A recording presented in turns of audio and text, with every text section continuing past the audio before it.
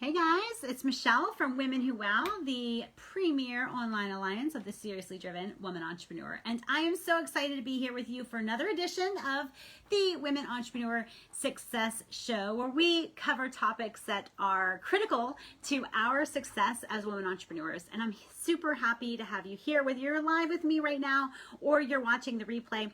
Tonight or today, we're actually talking about questions to ask to break through mediocrity in your business. Your biggest, foe in business is mediocrity. It's not some other competitor or anything else that bothers you. In order to create wild success on your own terms, you have got to identify areas of mediocrity in your business and life and eradicate them. So what I'm going to do here is I'm going to share this to my personal page. This is just a best practice habit. I want to make sure that the women who need to see this video actually get to see this video without relying on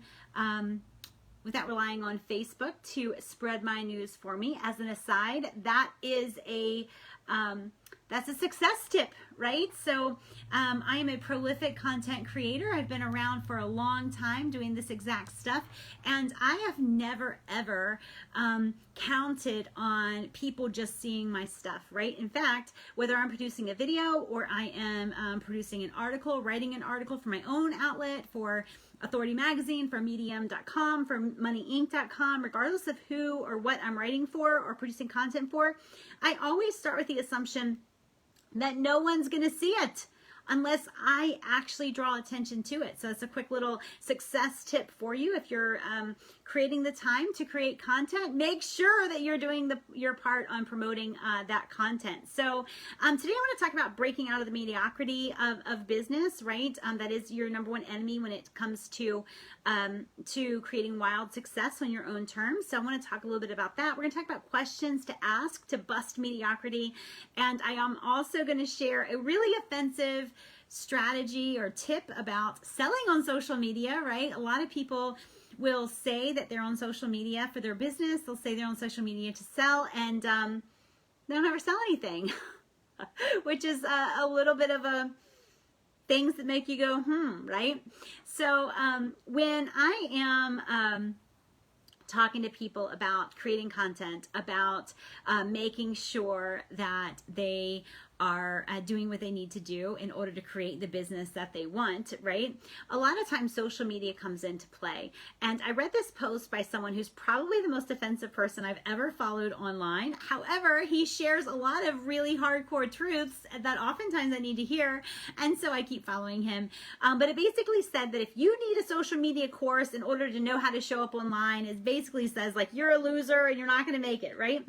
And but I don't believe that so much, but I do believe that we get caught up in the minutia of strategy and systems and all of that rather than the actual heart of the strategy. And so what I would say is being you online is a brilliant strategy. It is a brilliant enough strategy, right? So I ask if you are experiencing some mediocrity in your business, whether it's or in your body, in your life, in your relationships, like if you want to bust through it, I want to ask, where are you hiding? What are you hiding about yourself, right? It's a brilliant strategy to go online and be entirely yourself. It's one of the best compliments I ever get when people do meet me in person, when I do live events or I'm speaking at other people's live events. They'll say, you're just the same as you are online, right? Which I never considered being anything else. And while that quote I just said was a little bit offensive, is also sort of true, right? Being authentic, being a truth teller, being the person who dares to say that the emperor has no clothes, it's a revolutionary act these days, right? In a world of plastic, wrinkles are magnetic, right? That's the way it goes. And so when you want to break through mediocrity, you've got to bring more of yourself to market. And I don't care if you sell real estate, coaching, chiropractic care, bariatric surgery, veterinary services, legal services, I don't care.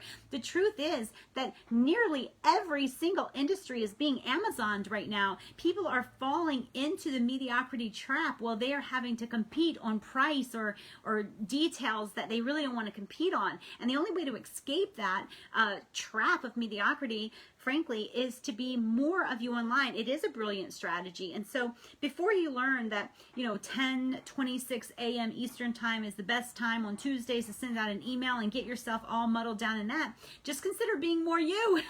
Consider going to market with more authenticity, going to market less polished, going to market without dotting all your I's and crossing all your T's, right? So I want to move on to the next question to break out of mediocrity. Who do you give permission to call you out on your BS? Who do you give permission to call you out on your BS? The Women Who Wow membership just met live. We meet every morning, or every Tuesday morning, 11 a.m. Eastern. And one of them said, aside from meeting with you, talking about meeting with me, where can I go? What do I need to do to get accurate evaluation of what I'm doing in my business? And I had to point out the fact that she wants an accurate evaluation of what she's doing in her business, the fact that she desires change enough to face the hard truths is so indicative of who she is as an entrepreneur. I love that about her, and frankly about all of our Women Who Wow members, right? If they've got super thin skins, they don't end up here, right? Because in order to change something, we've got to accurately evaluate the BS that we might be existing in right now. So who do you give permission to call you out on your BS? And after you've given permission, do you defend and deflect when it's called out? A lot of times I will say, hey, have you tried this? And if they're not there yet, they haven't quite taken full responsibility for their success and or lack of it yet, they might deflect. Oh, well, I'm not doing that right now. I'm following this right now. I'm watching this video right now. Whatever, right? Anything to kind of push away any exposure to your own BS. And we all have it, right? So who have you given permission to call out your BS, to see, to show you a mirror, to call out what you might not be seeing, but it's something that's holding you back? So that's a question to ask yourself to break out of mediocrity. If you're trusting someone to call out your BS and they never call out your BS, you're trusting the wrong person, right? They're seeing it maybe, right? If they're observant, but they're not calling you out on it. So you got to have somebody who knows what your BS looks like, what it smells like, and is willing to call you out on it, and somebody that you trust. The third question, I guess, to break out of a pattern of mediocrity in your income, in your business, in your life, or whatever, to ask yourself is, what is your commitment bigger than? Right? I'm a business coach, I guess, for lack of a better term, but I work with women on their businesses. And so many times I will hear some things, particularly in the beginning of somebody's work with me, I'll hear some excuses. I'm not saying these excuses aren't true.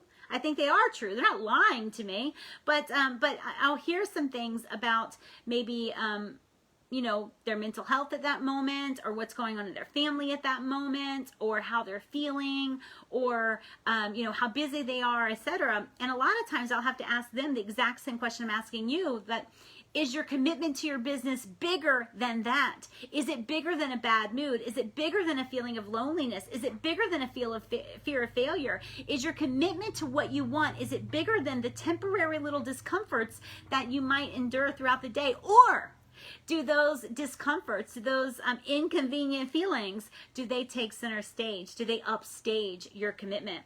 Do they make your commitment to your business pale in comparison to the emotion that you're experiencing? One of the biggest differences I made in my business is I stopped being led around by my emotions. It's not that I deny my emotions. I'm an emotional being. I get it. I'm just not led around by the nose. By my emotions, my commitment to what I want, my commitment to my purpose, to my soul's work, right? To like my potential, my commitment to that is bigger than my current mood or my current feeling of being uncomfortable in any way. So that's a great question to ask yourself when you are noticing some mediocrity and you want to rid yourself of it. Is your commitment to your business or whatever goal you're pursuing bigger than X, right? And then finally, what is the boldest thing that you can do today? It's a big question to ask. I used to actually make this part of my journaling every single day. Steve Chandler taught me about this, but what's the boldest thing that you can do today? A lot of times we spend our days maintaining our current business, and then we wonder why our current business doesn't grow. But a lot of our, effort, time, energy is really just spent on maintenance. And so when you're spending all your time on maintenance and your business is maintained in its current form, then why are we complaining, right? You're getting exactly what you're building. But I learned a long time ago to really focus on at least one thing, a bold thing that I could do to grow my business every day. Before I post, do a live stream with you or produce paid content for my members or people going through my paid digital programs, I've always done one thing. Like if you ask me what my one thing is today, I am writing an article for Authority Magazine. I've got a column there now through medium.com, and I'm writing an article on coaches and their, who's training them to make money. Now, why am I doing that? Like, one, it's going to be a great article to write. Two, Help a Reporter Out is going to send me a lot of people, coaches who need help, increasing their income through coaching. And four, it's going to be reaching a market that that's proven to be an amazing market for me. So I just want to show you that I'm actually, that was like my one bold move today, right? It's going to probably bring in 150, 200 leads. And that's before the article's ever published. Then I'll publish the article and then I'm going to build on that. In fact, my entire focus on Authority Magazine is going to be the selling of blank, right? So the first will be the selling of coaching. I'm going to do one, the selling of therapy, the selling of medicine, the selling of holistic medicine. I'm going to do sort of the business end of all of these different helping modalities and industries. So it's selling of real estate even. That's a big one. Real estate is really, really good right now in most of America. Real estate agents are, a lot of them are being chased uphill by money. Money is literally chasing them uphill, but it won't always be that way. And branding and personal messaging within real estate is going to be really huge. So I'm kind of trying to get a head start on that. Just not just for me, obviously I'm not in real estate, but for our real estate members. So anyway. That's our message today. How are you breaking through mediocrity? If you want my help, definitely message me in .me/Women Who Wow. If you would like to join Women Who Wow, we can make that happen. I've got a friends and family link that I can send to you. And I also have the very cheapest way ever to work with me. It's a 30-day digital program. It does include some live Q&A, and it includes like structure, strategy, mindset, and mayhem of creating income results in your business. So I appreciate you being here with me. I appreciate you sharing this video with whoever needs to hear it. And just remember, like, your business goals, they aren't something you just thunk up when you were delusional one day. They are yours, right? Like, I remember I'm getting ready to be speaking to an organization of Christian women entrepreneurs in just a few minutes. And it's funny because I resisted reading this book by, I forget the name of it, but it's called The Dream Giver. And I resisted reading it because I didn't want anything that was like presenting God as like a Santa Claus God, right? Like the dream giver. He makes your dreams come true. When I finally read the book, I was so glad that I did, because it was, the focus really was on the fact that God plants the dream in your heart. And so whenever you are toying or dancing with the idea of like the goals that you've had, the vision you have for your life, and how far it seems from your current reality, I want you to remember that those dreams were planted in your heart, right? Not so that some Santa Claus God can make it come true for you, but so that you can pursue it and make it a reality on this side, right? So anyway, I just wanted to leave you with that little bit of encouragement. I would love to hear from you and hear about your business, and I'll talk to you soon. Bye, guys.